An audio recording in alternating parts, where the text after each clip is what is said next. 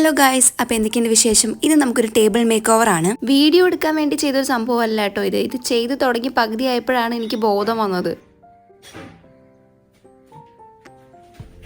ഇപ്പം കേട്ട തട്ടിമറിഞ്ഞ ഒച്ചേൻ്റെ ഉത്തരവാദി ദേ ഇവനാ. ഞാൻ ചെന്ന് നോക്കുമ്പോൾ അവിടെയുള്ള സകല സാധനങ്ങളും തട്ടിമറിച്ചിട്ടേക്കുന്നു. നമ്മളെന്തെങ്കിലും പണിയെടുത്തോണ്ടിരിക്കുവാണെങ്കിലും ആശാനൊന്ന് പരിഗണിക്കണം, അല്ലെങ്കിൽ ഇത്തിരി കുറുമ്പ് കൂടുതലാണ്.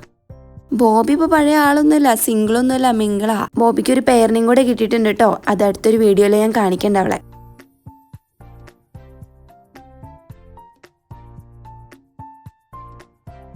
കുറേ നാളായിട്ട് വിചാരിക്കാനാ ടേബിൾ മേക്ക് ഓവർ ചെയ്യണം, അതിനുവേണ്ടി വാൾ പോസ്റ്റേഴ്സ് വാങ്ങണം. എവിടെ ഒന്നും നടന്നില്ല. ഇപ്പം ഒട്ടിച്ചു വെച്ചൊക്കെ നമ്മൾ കുറേ മുന്നേ ചെയ്ത പെയിന്റിങ്ങുകളാട്ടോ. ഞാൻ എന്തൊക്കെ ചെയ്യുന്നതെന്ന് നോക്കാൻ വന്നേക്കുക, അതിനകത്ത് കയറി ഇരിക്കുക ആശാൻ.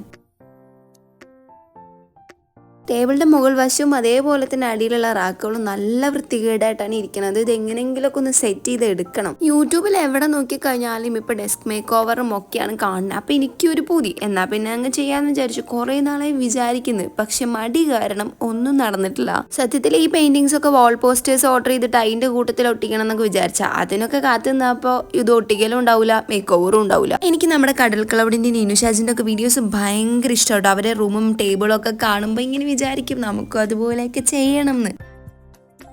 നമ്മുടെ റൂമും ടേബിളൊക്കെ നല്ല ഓർഗനൈസ്ഡ് ആയിട്ട് ഇരിക്കുമ്പോൾ നല്ല വൈബല്ലേ. എന്തായാലും റൂം മേക്ക് ഓവർ ഈ അടുത്ത കാലത്തൊന്നും നടക്കുന്നു തോന്നുന്നില്ല. അതുകൊണ്ട് നമുക്ക് ടേബിൾ മേക്ക് ഓവർ വെച്ച് അഡ്ജസ്റ്റ് ചെയ്യാം. ഈ ഒരു സംഭവം ഇവിടെ നിന്നെടുത്ത് മാറ്റണം. ഇതുള്ളതുകൊണ്ട് നമുക്ക് ചേരട്ടിരിക്കാൻ പറ്റത്തില്ല. അപ്പം അതിനുശേഷം അതിൻ്റെ അടിയിലൊക്കെ വൃത്തിയാക്കാം. അപ്പം ഇനി ഫൈനൽ ലുക്ക് കണ്ടാലോ? മേക്ക് ഓവറിന് ശേഷം ഇത് എങ്ങനെയാണ് നമ്മുടെ ടേബിളൊക്കെ ഇരിക്കുന്നത്. അപ്പോൾ വീഡിയോ ഇഷ്ടപ്പെട്ടാൽ ലൈക്ക് ചെയ്യാനും ഷെയർ ചെയ്യാനും സബ്സ്ക്രൈബ് ചെയ്യാനും ഒന്നും മറക്കണ്ട. പിന്നെ എന്തായാലും എന്തെങ്കിലുമൊക്കെ ഒന്ന് കമൻറ്റും കൂടെ ചെയ്യാം. അപ്പോൾ അടുത്ത വീഡിയോയിൽ കാണാം. ബൈ.